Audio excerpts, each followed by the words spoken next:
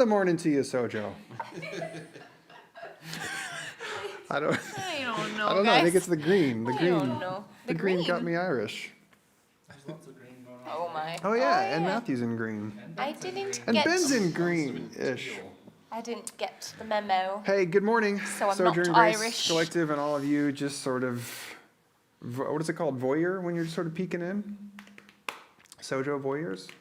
I don't. Somebody help me out here. Is that what it's No. called? I don't know what you're trying to speak The to. people who are just sort of watching. I don't know. But hey, good morning. This is our this is our live. Clearly, it's live because this would have been edited out.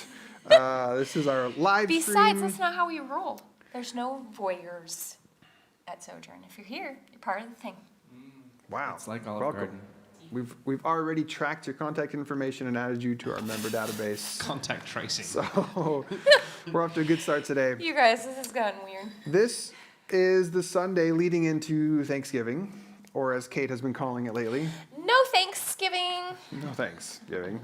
And it's plans are just not what any of us, I imagined, had them listed out to be. So Kate's going to lead us in a meditation here in a little bit to kind of still find some way to ground us in gratitude.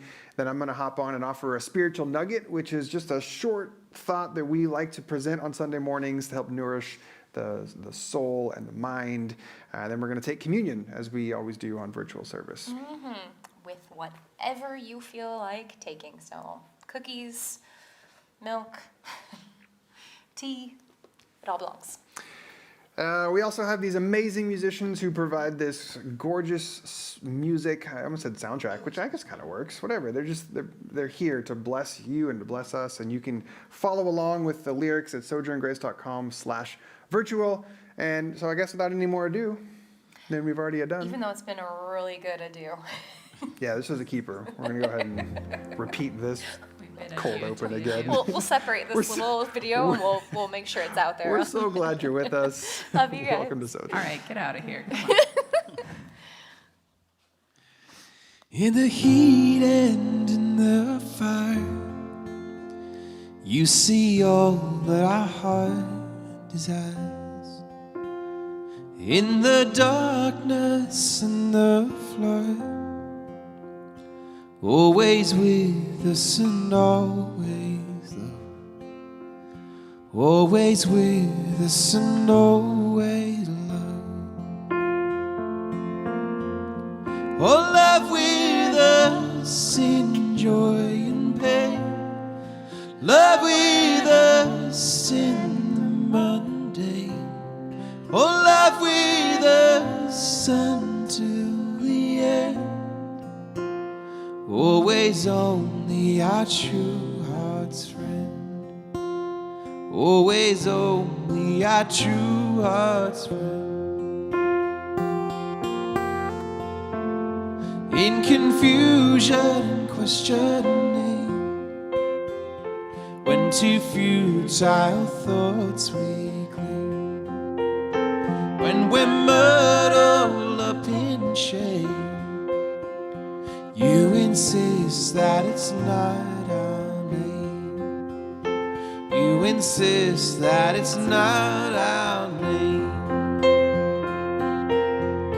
Oh, love with us in joy and pain. Love with us in the mundane. Oh, love with us until the end. Always only our true heart's friend. Always only our true heart's friend. In our aimless wandering, on the days we can't bear to sing, when we circle round and round, you remind us the lost are found. You remind us the lost are found. Oh, love with us in joy and pain. Love with us in the mundane. Love with us until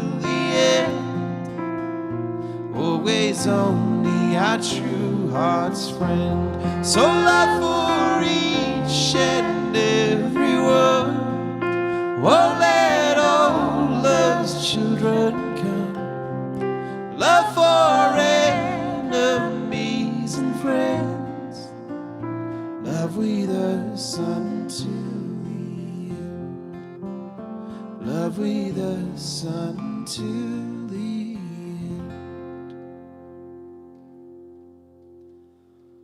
Well, welcome. I feel like you've already been really well welcomed by that little intro that we had from our beloved pastoral team. But we're gonna welcome you again and just remind you that this is indeed a place where you are welcome in your whole being, your whole spirit, your whole body, any other parts of you that you bring. It all belongs, and we're glad to have you. And talk to us. Get on the little chat box and say hello. Get on the chat box, you guys, and let's make this a time of interaction and connecting as much as it can be in this virtual world that we all live in the Matrix now. So we're gonna keep singing some songs for you, though. That makes it sound so much more dramatic, just on a day-to-day that it feels. We are in the Matrix, you guys. Matrix. We need a capo, don't I? 2? Yep. Cool.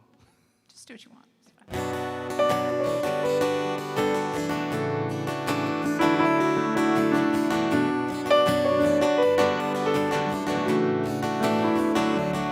At my gate I'll always greet you. At my door you're welcome in. There can be no transgression as the means to an end. On the wind the wolves are howling. Open arms are closed in fear. Helping hands are clenched in anger. Broken hearts beyond repair. Everything's so great, can't get better. It makes me wanna cry. But I'll go out howling the moon tonight.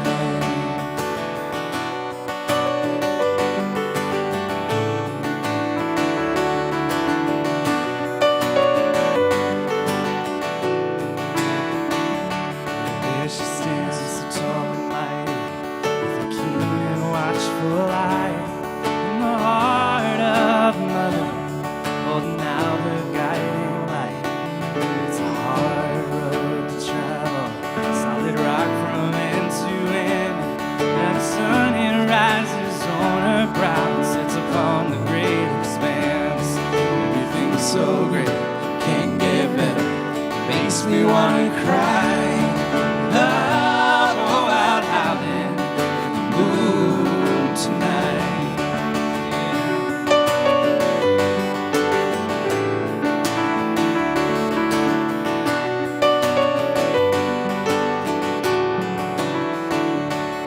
She stands so tall and mighty, gaze is facing east. At her back the doors are closing, so grin and bear our teeth. On the wind the wolves are howling, she cries they're drawing near. Turn around, my darling, the wolves are here. Everything's so great, can't get better. Makes me wanna cry. I'll go out howling the moon tonight. Everything's so great, can't get better. Makes me wanna cry. I'll go out howling the moon tonight.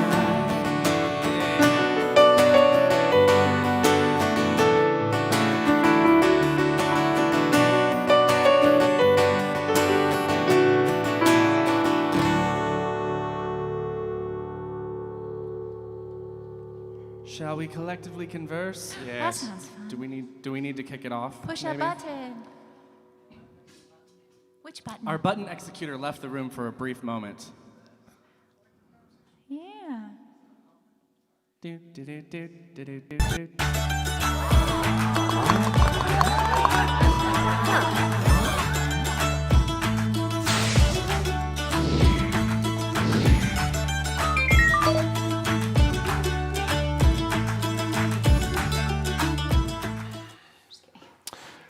Hi, Am I the button pusher, the aforementioned pusher of buttons? In all Hey, senses of watch that it. term. Watch it. Oh, this is the part of our virtual service that we call collective conversation because it allows us to interact with you, as Matthew said earlier, in the little chat box. My favorite. This is my favorite thing every week. Seriously, my favorite part of my week. Also. And it works best if you participate. It actually doesn't work if you don't participate. That's true. That would be sad. Don't ruin my favorite part of my week. No, just kidding. Never seen this emoji graphic? What emoji graphic? The bumper for the collective conversations got all the following emojis Jazz, you haven't seen that before? Isn't that every funny? week. Anyway. Okay, this is where we pull a random. You guys, we are in a mood this morning. We're a little hot. We pull a random card out of this box, and I have no idea what it's going to say, and I always reserve the right to throw it if it's a stupid question. Do you Sometimes throw we it or like do you the put it back in stupid the questions. box? I put it back. Okay, so we might get to it again someday. Metaphorically throw it. What's the? Oh, I like this one. What's? Sometimes this gets real weird. Sometimes it gets real dark. Sometimes it's just fun. What's the? That's a weird. Sometimes these are phrased so weird. Have you Are ever they? noticed that? They No. have like strange. Syntax. Yeah, is that the word I'm looking don't know. for? That's the word I'm looking for. What's the favorite thing you've bought this year? Yeah, that is. Isn't that a that weird is phrasing? ill-writ. What's your favorite thing that you've bought this year? Oh, maybe they wrote it question. right. What's the favorite thing? Whatever. Maybe. What's your Man. favorite thing that you've bought this year? I think we're looking at it. The camera that we use to live stream. We Cool. bought that, and What's it your has favorite served thing? us well. We've gotten many uses out of this camera. What about y'all? I feel like that's a good question for 2020, especially COVID quarantine, right? I think a lot of us have purchased something to get us through the time. Yeah. Even if it's just a small little, I don't know, cozy blanket, a scent. I feel like I have an answer to this that is just escaping me right now. You at keep the thinking moment. I'll answer more. I recently got a Chemex coffee maker, which I'm very excited about. I used the Chemex for years and years and years, and then a couple years ago, we switched to an automatic sort of drip thing because it was just simpler. But then Kate and I have discovered that our preferences and taste in coffee beans are just too different from each other. She likes really dark and bold, and I'm just more of the sort of light and good kind. And so it was hard for us to find the shared beans, so we ended up having two separate coffee beans in our house. And so Kate uses the automatic drip maker, and I went back and bought a Chemex because the one we had years ago broke. So recently I got one of the Chemex. If you've ever seen it, it's shaped like looks like a science beaker, and it makes beautiful, I don't know what's happening over here. makes beautiful Okay, coffee. y'all have I'm amazing very excited answers. about that. Okay. A Nintendo Switch. From 3 people in my house, Steven says. All 3 agree that the Nintendo Switch was the best purchase of this year. Nice. A feathered toy for my cats, says Susan. I love it. Oh, and Lisa says her cat, that's her favorite thing that she's purchased. Oh, that could that's be your my answer. favorite thing I've purchased this year That's too, Lisa's Lisa. cat. My cat. My cat is a terror, and I love him. I'm putting Laura's Oh. on the screen because it's mine too. I totally agree. Okay, what's Laura's? Leggings with pockets. Karen says she put this on the screen because it's hers too. Leggings with pockets. That's a good purchase for 2020. What does one put in the pockets of one's leggings? Literally anything that you need to carry. Anything. Your phone, your keys. That's Oh, so you go out into the world with these on. naturally. Or just your phone around the Naturally. house. Yeah, That's cool. pockets. I love Tito's answer, marigold seeds and watching them grow. Love that. Probably. Oh, no way. Who said that? Put that on the screen. Thank you. Sammy said she bought a onesie and then she said, no regrets. Nice. I love it. Instapot, new yoga mat. Amanda so says curious her about that car, Instapot. and then she says, it's official. I'm a mom with a 3rd row. That is exciting. Congratulations. I really need to know from Tony. Tony, what is an anti-fatigue mat? And why does it make you love washing dishes now? It's when you stand on it's cushy. Oh, the cushy standing thing. Oh, Matthew's explaining it to me. I still don't know what you guys are Anti-fatigue talking mat. about. It's just so that you're not standing on hard floor, you're standing on a cushy floor when you're doing long chores like dishwashing or I did not know this existed, you guys. I'm That's being exciting. taught right now. That's I'm being exciting. learned. I'm being learned. I'm being learned. Oh, Jesse also says definitely a Nintendo Switch. I love it. Oh, Alyssa says a new guitar processor. Yay! When do we get to hear it? Fitness coach. Right? Awesome, Don't Katie. you just miss? Hi, Katie. I all the miss Alyssa? you. Oh, I miss your face. I want to squeeze you. Trail runners from Under Armour. A new air oven. Y'all Air have bought oven. some Didn't amazing you guys get an things. air oven here? New Xbox. Yeah. Convection oven. Yeah. You guys, these are some great things. I'm proud of you all for Hand Treating sanitizer with yourselves. lavender. That's really funny. And something that does not dry my skin. Hey, that's important, Vicky. That's important. Colby's books. Cheesy, I know. Aw, Oh, but thanks, it's how Kelly. you found Yeah. Sojourn. So, Oh, that's not cheesy. I love that. I'll be your It's breadcrumbs. beautiful. Was that weird? Oh, Bethany was says like- my first pride flag. Put that on the screen. Did that already get on the screen?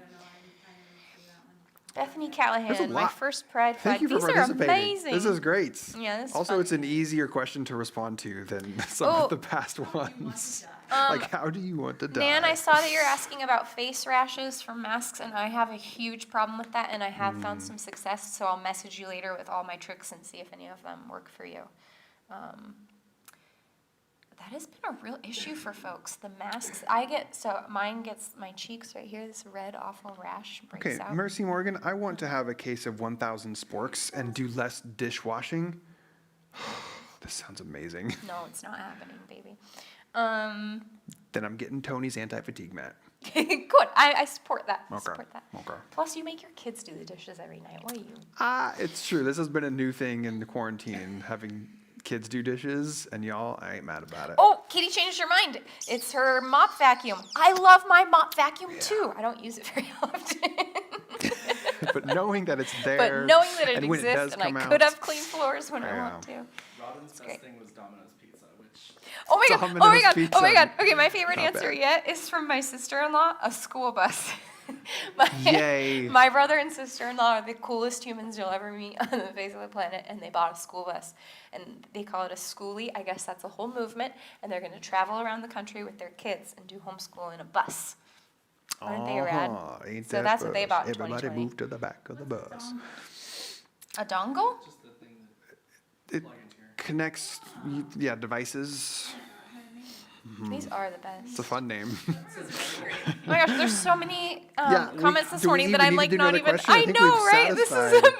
amazing. Greg Vest, a I love dongle you for my all. phone in the car. You can't I think we should do underestimate one the more. power of the dongles. We're gonna do one more because this is just like I said, it's my favorite part They of my make entire life week. better. So. All right. Oh, Another question? yeah. We should have started this one because that one was so positive, and now we're gonna go to a negative. But whatever. What's the worst job you've ever had?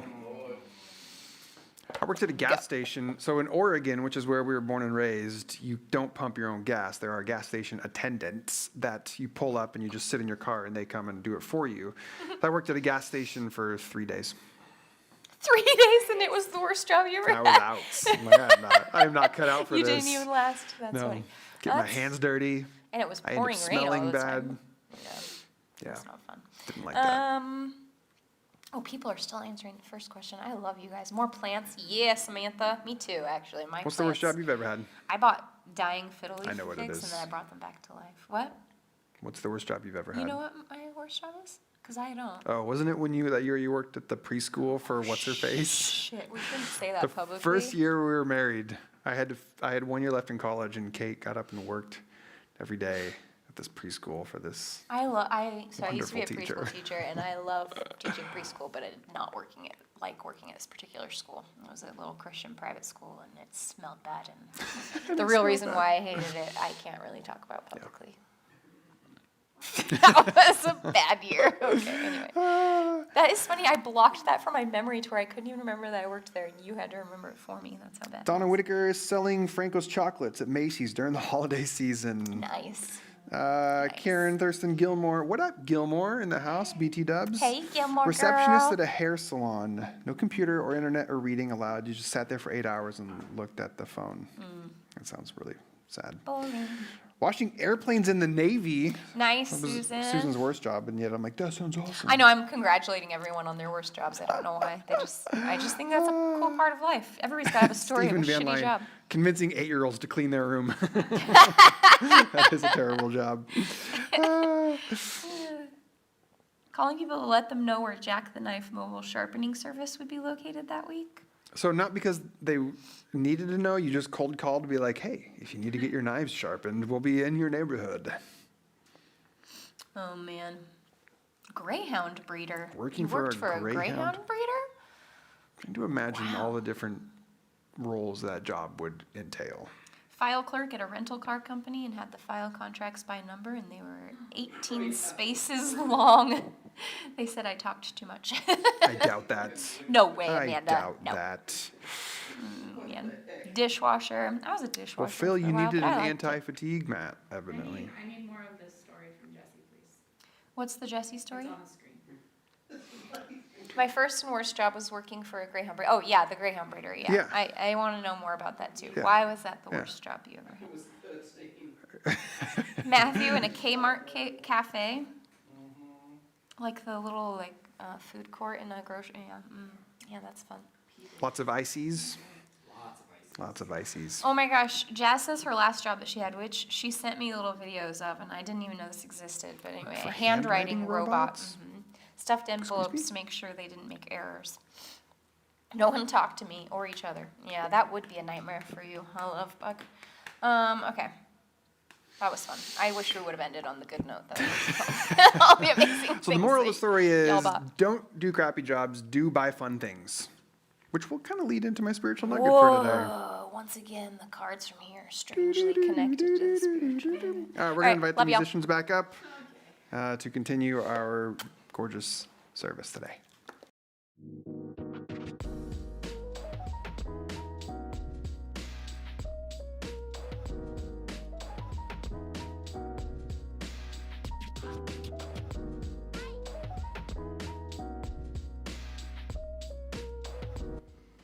It's one of those where we're so entertained by the comments that they have to remind us that we have a job to do. All right, we have to sing. Oh, gee. Everyone, please agree.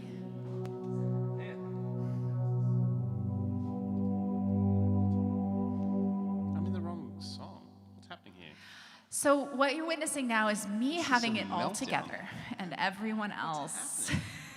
This is a nightmare. That's just our norm, Karen.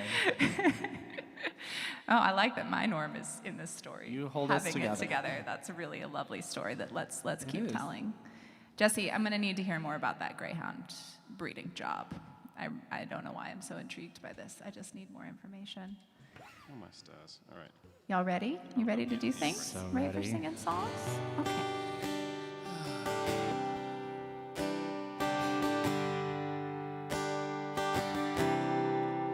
I can't squeeze blood from a turning.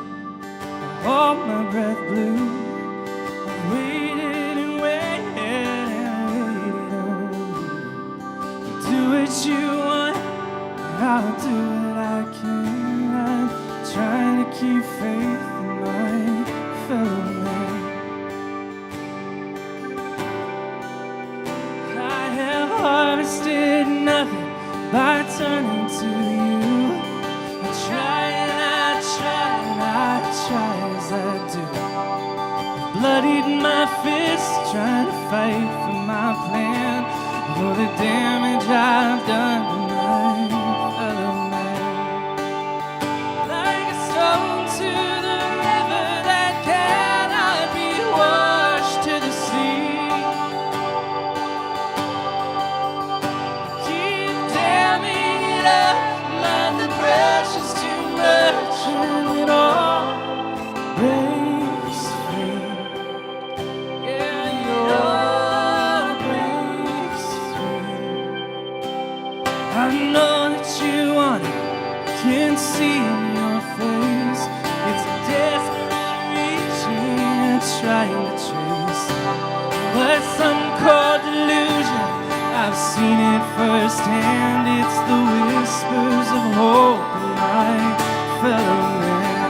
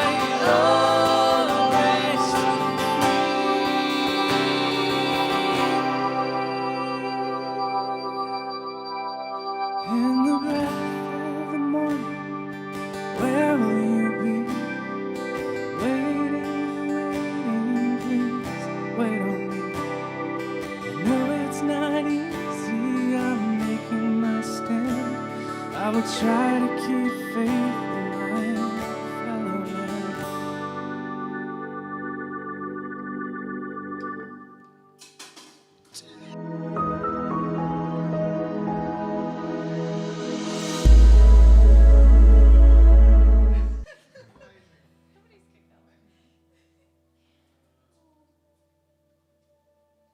Oh, y'all. I think I'm back on. We're just having a hilarious morning over here. I just kicked a light really hard and it went crashing, and so I'm recovering real quick from that. And moving us right into a calm time of meditation. Great. No, really, though, it is that time in our service when we're just going to take a brief moment to ground ourselves in gratitude through a time of meditation. So wherever you are, whatever you're doing right now, if you're in a cozy, calm, warm space, great.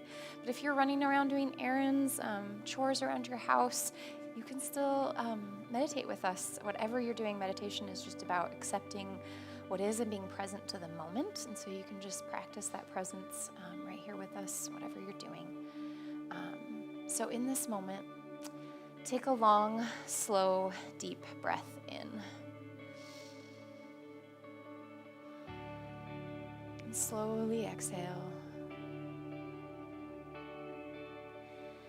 And as you repeat these long, intentional, deep breaths in and out at your own pacing, start to notice any place in your body where you might feel tension. For me, that's my shoulders. I carry my stress right here, and so all my tension is in this place. And I raise my shoulders like this, and I don't realize I'm doing it. And so I'm going to take this moment to be intentional of noticing that tension, and I'm going to focus my breath there, in this spot. So as you take these deep breaths, focus on that tension place. Maybe it's your jaw for you, the back of your neck, or somewhere in your spine. Just focus your deep, relaxing breaths in that place. And continue to breathe slowly and gently, bringing your body into a relaxed state.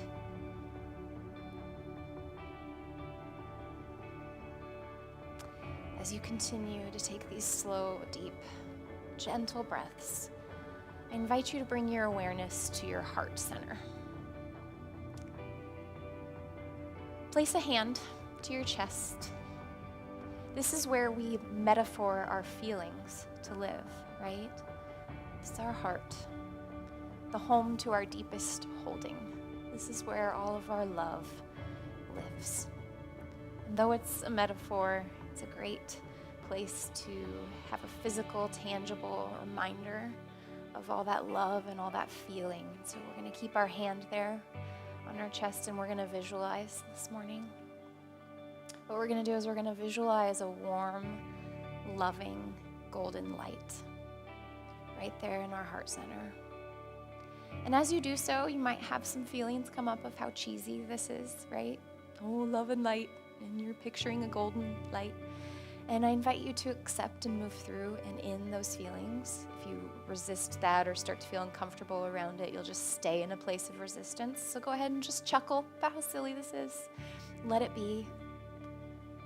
And then let that visualization of light in your chest, really picture it. Picture a light there, a light bulb, a lamp. Make it physical. Really visualize that light in your chest. Let it warm your hand. Feel the warmth from that light move into your hand. This is the light of all the love in your heart. And you can turn up its warmth and its strength with your thoughts. And so we're going to do that today by bringing all of our attention to people and things that we hold dear. You're going to let this light get intense. Feel the heat from it. We're going to feel our muscles relax as the light washes over us from our heart center through down our body, down to our feet, and up into our heads and our mind center. Take some deep breaths around that light and that heat. Let it wash over you, surround you, and protect you. Some deep breaths in, really visualizing that strong light in your heart center.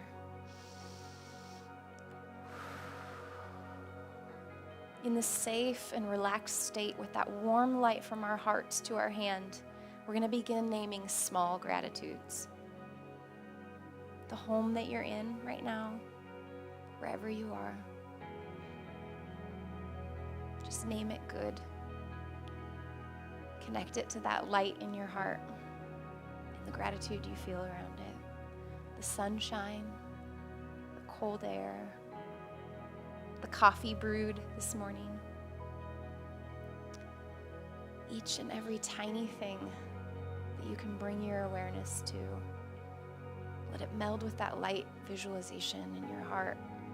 Let yourself feel the warmth of that gratitude radiating throughout your being.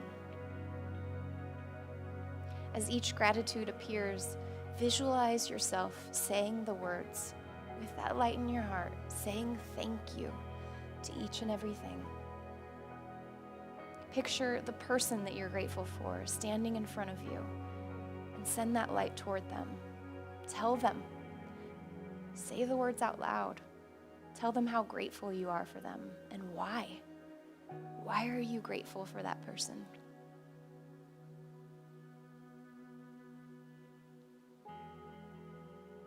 Make the image feel as real as you possibly can. Anytime you start to have your mind wander or get distracted, feel yourself not present to the practice of the gratitude.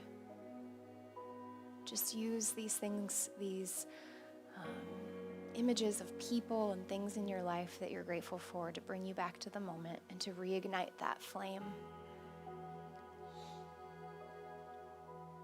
Move through these items and these people that you're grateful for.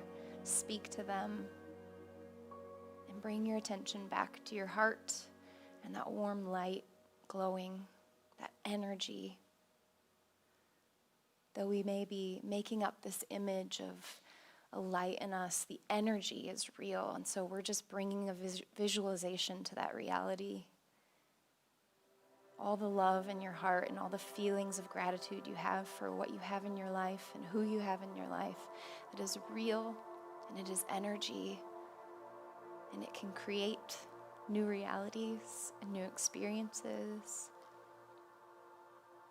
And so as we practice saying thank you to everything in our life and the people in our life, we're also going to use that energy and that warm light. You know, we often say when someone's going through something difficult, we say, sending you love and light. And we're going to make that mean something this morning. It is real energy, that love and that care that we have for others, and we're going to send it out into the world through our gratitude and this warmth that we feel in our heart center today.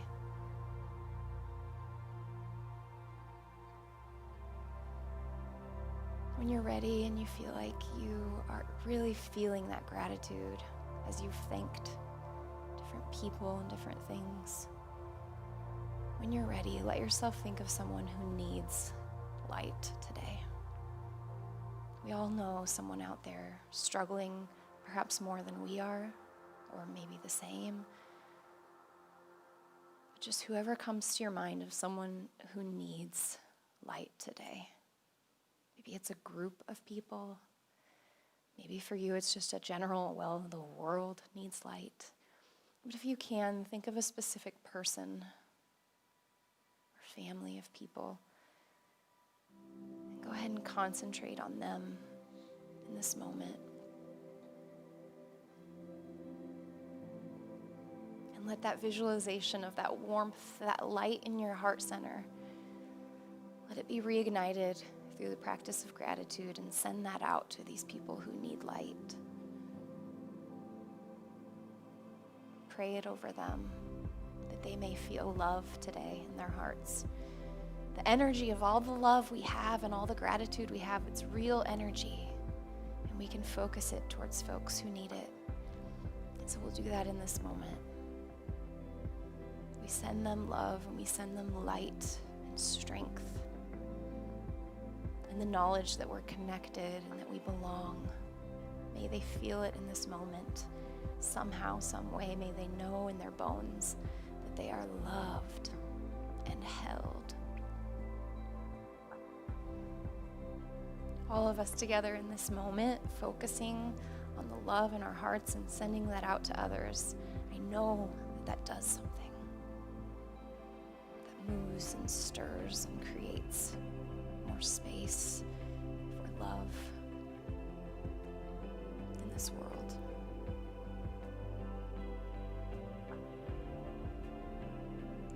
Thank you, Spirit.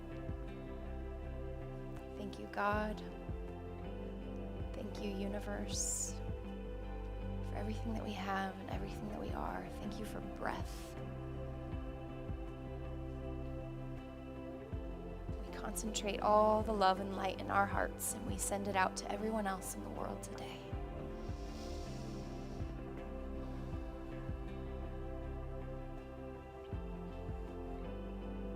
When you're ready and feeling relaxed from all that gratitude and love and light, wiggle your fingers and your toes. Remind yourself that you're alive and it is good. And let that gratitude keep you today and hold you and guide you through the rest of your week. Amen.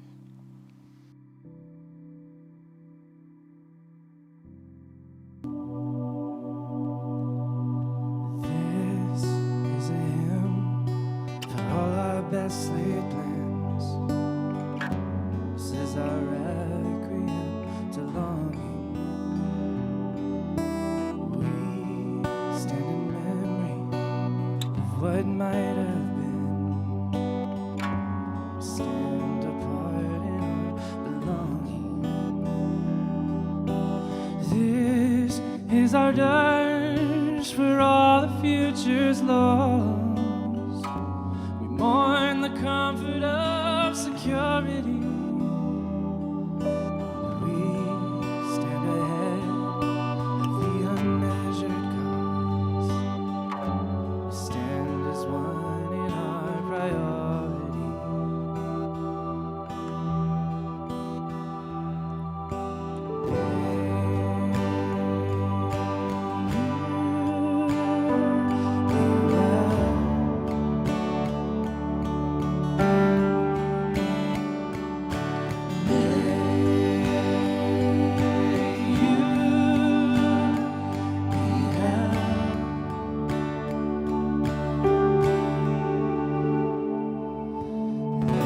This is a tribute to the lost and waiting, to the tired and the weeping,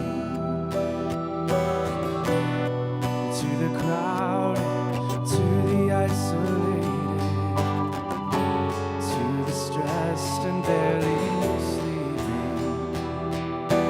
This is an anthem for the heavy-hearted, an invasion for the lonely. The echo sounded from our front porch foxholes for everyone, for you only. May you be well.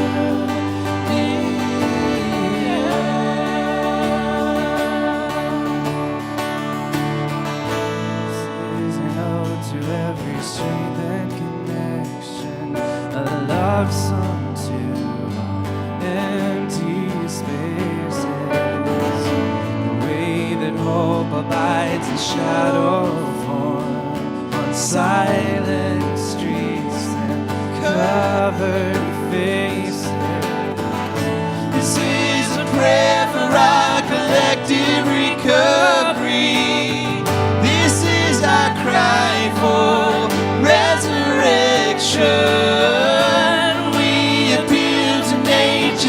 mystery and love's wild interjection.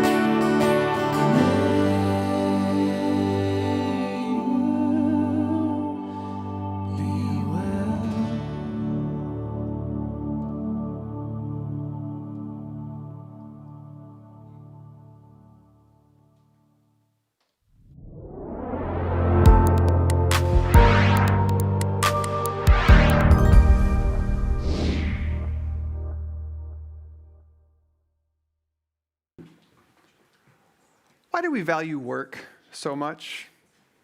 That's the question I want to explore today. So let's do this.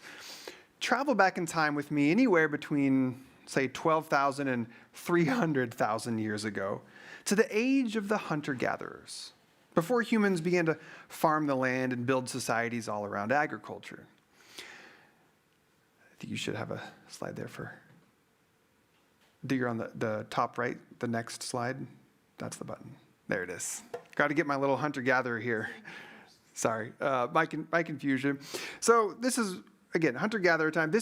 This period in the evolution of Homo sapiens marks the most significant chunk of time in our evolution and contributed significantly to the formation of these brains that we now have today. For instance, high-calorie sweet foods were extremely rare during this time. So should you, say, stumble upon a fig tree ripe with fruit, you would gorge yourself to stock up, not knowing if or when you'd get another chance. Now, this survival craving formed tens of thousands of years ago. It helps to explain why you don't really need to crush that entire pint of Ben & Jerry's, and yet the craving and the urge is unsatiable nonetheless. Chunky monkey. But setting aside how our brains are wired for this sweet caloric consumption, I want to say a quick word about how our brains might also be wired for work. Specifically, how we've come to think about work and what we value most. Now, the average tribe of our hunter-gatherer ancestors might put in, for example, a few hours in the morning of hard work as soon as the sun came up to gather nuts and berries and check the rabbit traps. And then they might be home by noon to cook the meals and prepare for the next day, which then provided plenty of waking hours to play with the kids, to tell stories around the fire, and simply enjoy the company of those they did life with. In his book, titled Sapiens, Yuval Noah Harari writes this. He says, "The wholesome and varied diet, the relatively short working week, and the rarity of infectious diseases have led many experts to define this pre-agricultural forager societies as the original affluent societies." Well, sure, you might occasionally get eaten by a tiger or swallow the wrong kind of mushroom, but this idea of work was relatively constrained. Life was more or less about finding food each day, shelter as you needed it, and then strengthening the relational bonds of the tribe. All right, now let's fast forward a couple 10,000 years or so into agricultural societies. And we'll keep it simple just for math, and we'll say from about ancient Greece, 400 BC, on up to the 16th century. And here's another interesting tidbit about work.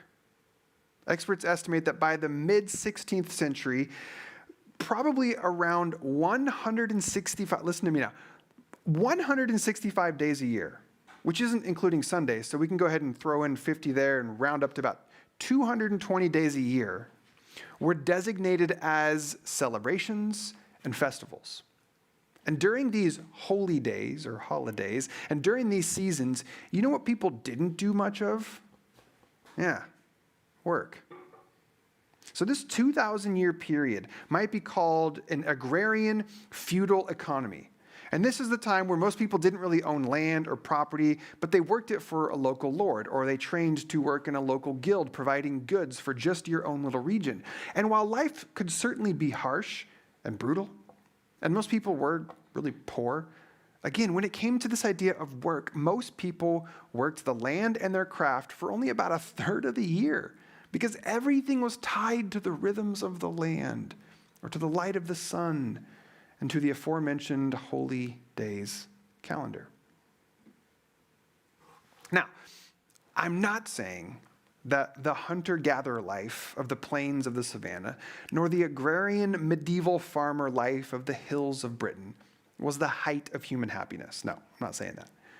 In fact, for all of our issues in society today, and obviously we have many, I happen to agree with President Obama, who said, well, actually, instead of me quoting him, I'm just going to show you a clip, because who doesn't enjoy a good Presbyterian clips these days? Sometimes because we have so much information from all around the world, on our televisions, on our computers, on our phones, it seems as if the world is falling apart. Right? Because we're always getting information about there's a war here, and there's a terrible environmental disaster there, and there's conflict here, and this horrible issue's happening, and everybody's shouting, and everybody hates each other, and you get kind of depressed. You think, goodness, what's happening? But the truth is that when you look at all the measures of well-being in the world, if you had a choice of when to be born, and you didn't know ahead of time who you were going to be, what nationality, whether you were male or female, what religion, but you said when in human history would be the best time to be born, the time would be now. The world has never been healthier, it's never been wealthier, it's never been better educated, it's never been less violent, more tolerant than it is today. You're welcome. We all just enjoyed seeing President Obama and listening to him. But yeah, I agree with what he just said. In this macro view of human history, now is a pretty good time to be alive. And yet I was thinking about that because, like with all gains, it doesn't come without a cost. And I think that one of the biggest costs that we have and are paying is our relationship to work. This week I was reading about how the 16th and 17th centuries across Europe brought this transition away from what I mentioned earlier, this agrarian feudal economy, to a more, what we now call a capitalist economy, where wealth was no longer owned by rich landowners, but instead the production of all the goods was controlled by these merchants turned capitalists, who slowly moved society away from here's your home and your plot of land to work and serve your local community, and toward here's your one little role to do in this factory to mass produce this thing that we'll then export and make all the money around. And during this period of time, this was when was birthed this idea of the hard-working, low-skilled wage worker. And during this transition of time, here's a quote from this article that I read from this group called the Solidarity Federation, which is a group formed throughout England, Scotland, Wales, and Ireland, whose aim is to abolish capitalism in the state. And they write this about this period of time. They say, viewed from our advanced, modern, industrial perspective, I think I've got this quote we can throw up there. There it is. Viewed from our modern, advanced, industrial perspective, submitting to the routine of going to work daily for a set number of hours, usually inside a building, that appears the norm. But from the perspective of a 16th and 17th century peasant, however, this routine would have been alien. So now we live in a world where the norm is something like a working week of 40 to 60 hours a week, usually at a job that we don't love, for wages that aren't livable, and in an industry that doesn't really need or value us. And my point is, this is a relatively new phenomenon in terms of how humans relate to work. Where instead of working to ensure that our basic needs are met and then enjoying the rest of what life has to offer, we exhaustingly work to earn money, hoping that we can acquire enough to meet our needs, with almost little or no time or energy left over for non-work enjoyment. And this pursuit of money, both so that we can survive and so that we can acquire material goods, combined with our cultural program of expecting that you work for a majority of your waking hours, it is, in my opinion, not a recipe for human flourishing. So while I think Obama might be right, and never before has our world been less poor, less hungry, less sick, better educated, more equitable, more just, and is at the same time, though, a system rigged for us to work and chase and believe that this is what life is all about. We've been told that the actual point of life is just do things and get things until at some point in the future when you, die. And we fear death because, of course, when you die, you can no longer do things or get things, which, if we've been convinced is the point of life, then yeah, of course, we would fear death. All of this, then, it shapes what we value. All of this, then, shapes what we value. And that's what I got to thinking this week when Kate and I were planning for this morning's virtual service, and she said to me, I think you should talk about what we value and why. And so my mind went to this idea of work and money, and then cavemen and feudal economies, and the benefits of and detriments to capitalism. In one very crude sense, you might say that our brains, over the course of hundreds of thousands of years of evolution, developed this intricate balance of work and play, of valuing what we need to survive along with what we need to thrive. And even when we started building bigger and bigger civilizations, we still arranged our lives around the rhythms of nature and religious festivals, so that work, though it was still hard and strenuous and brutally challenging at times, also wasn't the sole purpose in life. We had space to value other things like love and connection and beauty and art. And then I got to thinking about the ancient Israelites. The ancient Israelites who, under the whip of Pharaoh, were reduced to nothing more than makers of bricks. Day and night, bricks, bricks, bricks. Their worth was simply a measure of how many bricks they could make for those who wanted to enjoy life but not have to work for it. So part of the liberation of Israel was a liberation of being defined by what you make, what you can produce, how much wealth you can create for others. And then part of the purpose of Sabbath rest, which was a beautiful advancement to the technological livings of humanity via the Jewish people, part of the purpose of Sabbath rest was to reset their rhythms of being people who'd only ever known work. It was this forced reminder that life is not about doing things and getting things. And then I was thinking about Jesus, and I'm like, I don't think it's any wonder that Jesus had more harsh things to say about money and the pursuit of money than anything else. It's as though he knew deep in his being that a life pursuing wholeness and well-being and flourishing is on an entirely different trajectory than a life pursuing wealth and riches and material goods. In fact, he once said this: you cannot serve two masters. You cannot serve both God and riches. God, however you want to define it, him, her, and riches are two different masters ordering your life in two different ways, creating two opposing sets of values. Now today we hear these words and it's like it goes in one ear and out the other because our entire world for the past 300 years has had one singular goal: make more money. Work harder, increase profits, exploit workers if needed, just make more money. Now, we may not always know which master we're serving. I certainly don't always know. I can say, well, I'm serving God, but those are just my words, and I'm not always the most reliable narrator of my own life. So instead, what I can do is I can step back and look at my actual life, the actual way that I'm living. That often gives me a better indication of which master I'm serving. And then what do I find when I do that? Well, I find that I spend most of my waking hours, or at least most of my conscious waking hours, working. Working. To do stuff and to get stuff. And part of that is because myself, just like you, we're stuck in this system rigged against us. Our entire culture is built on the almighty dollar.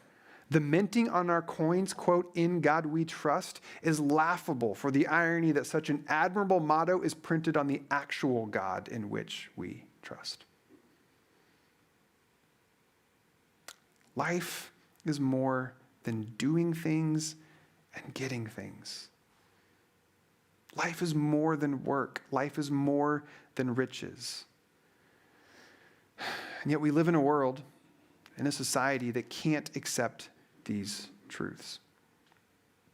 We have these ancient brains that know that life is about more than just doing and getting and working and spending. It's kind of like how when Apple keeps on updating their operating system to newer and faster software, but you still have this old phone that suddenly gets bricked because it can't keep up with the new system. Capitalism, the worship of work, the pursuit of wealth, the serving of riches, all of this is a very new operating system that our ancient bodies, our ancient brains weren't designed to run. So why am I saying all this? What is my point? Maybe it's this. That ache that you sometimes feel deep in your bones, that life has to be more than this, more than overtime and multiple jobs and the constant hustle.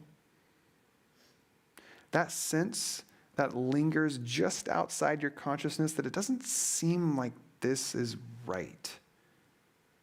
Because even when you do get what you work so hard for, even when you make that extra money, buy that fancier thing, it strangely doesn't bring the satisfaction we at once both anticipated and also had a sneaky suspicion wouldn't actually come. Because we know, deep down, we know. And I wonder if that ache, that sense, that knowing, is all just life's way of calling us back to what is.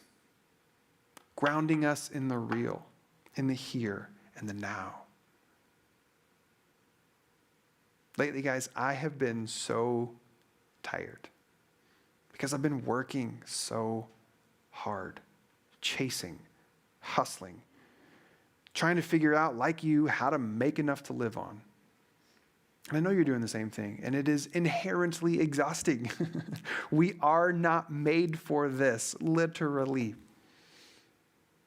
And yet we live in a world that needs us to think otherwise, that needs us to chase, to do, to spend. And I guess for me, what I'm needing right now is to worship God rather than riches. And maybe I can do that even in the smallest ways by choosing to value something other than work. By choosing to value something other than doing and getting. Maybe my practice is this, just to say out loud, I want to value something different. I want to place value on playing this game with my wife right now. I want to place value on doing this activity with my kids. I want to value reading this fiction book, sitting in this chair, listening to the crooning of Dean Thomas while sipping this Sazerac. It is very specific, thank you. Years ago, I heard this definition of the term Sabbath, and it stuck with me. And it's this. Sabbath is divine permission to accomplish nothing. Divine permission to accomplish nothing. This is what Sabbath is. It gives us the gift of reminding us that we're not merely worth the bricks that we can make. Sabbath is our opportunity to come back to this one truth that I love how my friend Ryan Meeks has put so brilliantly, and it's this. Life is a gift and love is the point. So this week, however your Thanksgiving or no Thanksgiving turns out to be, whatever your Black Friday and holiday shopping experiences are in the coming weeks, may we be intentional to find moments or to make moments, or actually not find them, to make moments, to purposely value that which the world wants you to ignore, and to ignore that which the world wants you to value. Amen. We're going to transition now to communion.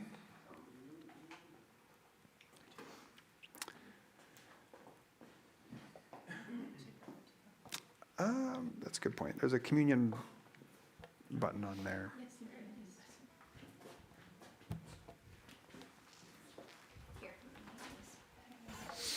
Oh, thank you. It's all the things, all the things.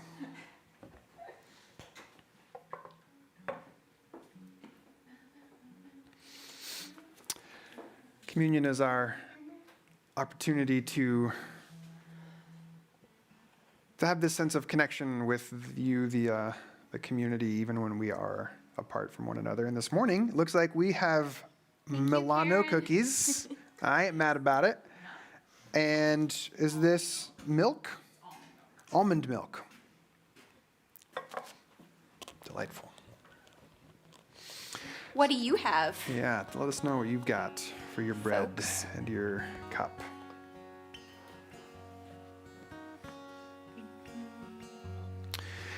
I kind of love that this communion meal, this ritual that has been passed down now for 2,000 years, really just invites you to use the simplest of things, bread. And originally it was a cup of wine, which was just so common. Because it wasn't meant to be an elite practice. It wasn't meant to be something that you had to really work hard to get to do. It's just the simplest of things, to call us back to maybe this morning, just the simple reminders that life is about the simple things. And so as you take what you have this morning for your bread, whatever it is. You gave me the biggest I piece. did. I go kind of like chewing these large things, and you don't mind it.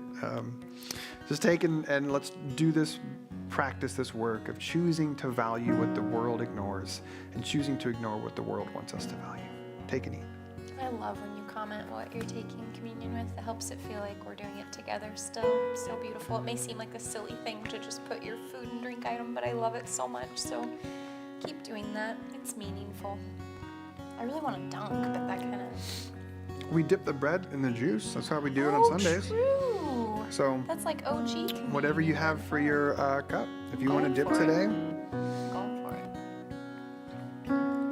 again, just everyday elements, because life shouldn't be that complicated. Take and drink.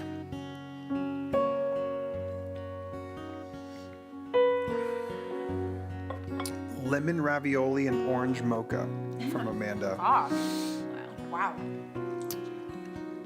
Power Crunch, best power bar ever, and coffee from Phil Gonzalez. Nice. Oyster cracker, sparkling water. Oyster crackers. That's a good communion. Ooh, a stromp waffle and coffee green juice. What's coffee green juice? Coffee slash green Coffee juice. slash Maybe green both. juice? Like you. Maybe they're just doing both. Oh, there's multiple people in that household. I bet someone's doing coffee and somebody's doing green juice. We'll allow it. Wheat thins and water. Wheat thins are the best. Wheat. Elderberry tea and waffles. Berry. Yeah. One of the underrated berries. Love y'all. Can we do one more song together? And then we got some exciting House notes for notes. the house.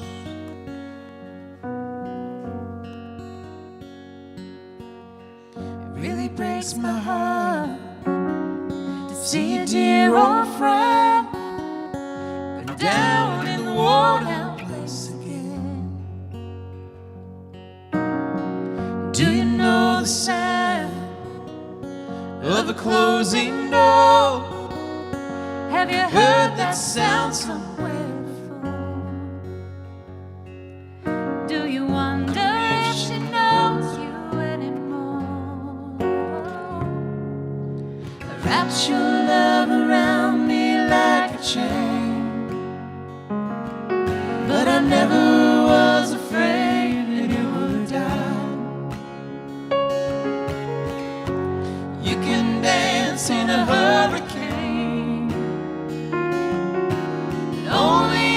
you're standing in the aisle.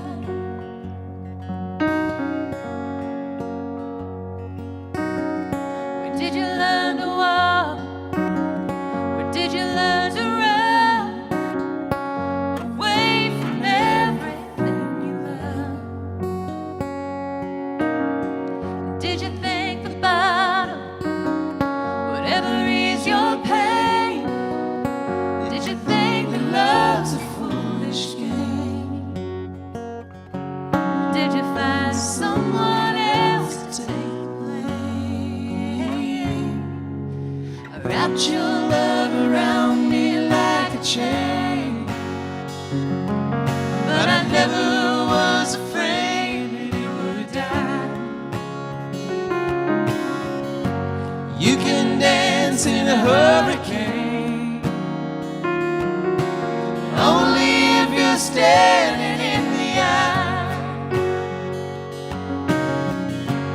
You can dance in a hurricane, but only if you're standing in the aisle.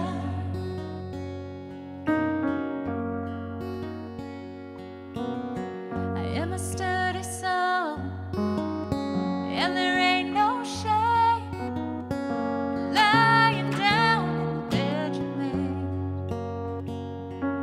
Can you fight the urge to run for another day? You might make it further if you learn to stay.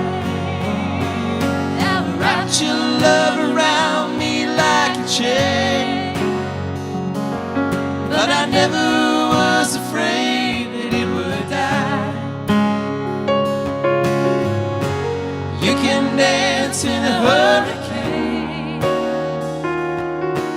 only if you're standing in the aisle. You can dance in a hurricane, only if you're standing in the aisle.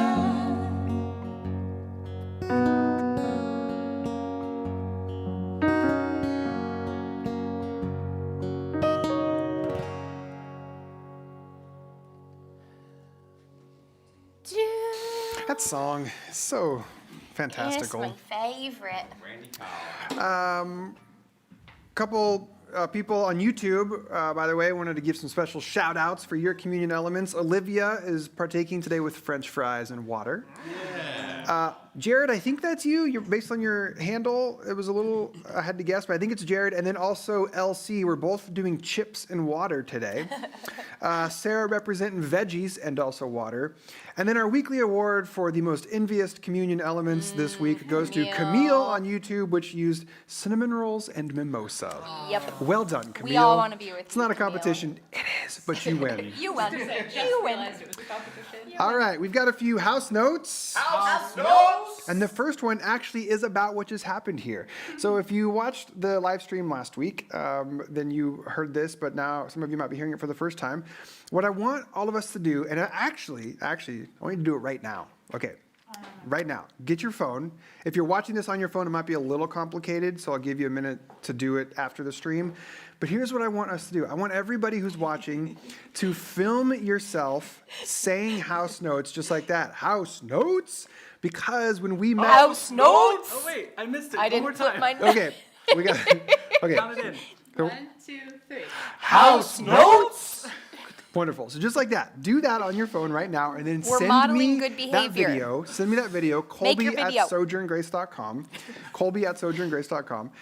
Because I want to compile all of these to like a big Brady Bunch screen of everyone saying that together.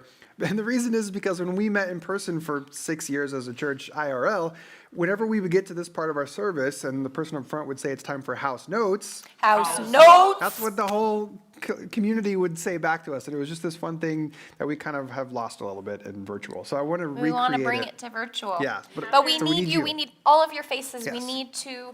I don't want a video compiled of a few people who go to Sojourn. I want the whole broad spectrum of diverse Everybody. humans who are part of this thing. So please. Yeah. After they say house notes, can Yes. they like look up and down and like To make it Brady Bunch, sure Karen, can. Karen would like you to include in your video going, look around. So that Colby can really make it Brady Bunch. So, for reals, grab your phone. Like, I hope you're doing Truly, this make the because video and send I'm it. I'm going to stop talking and stare at the camera for 10 seconds. To make it awkward. To- They're to all gonna just- leave. Our viewer count's just gonna go.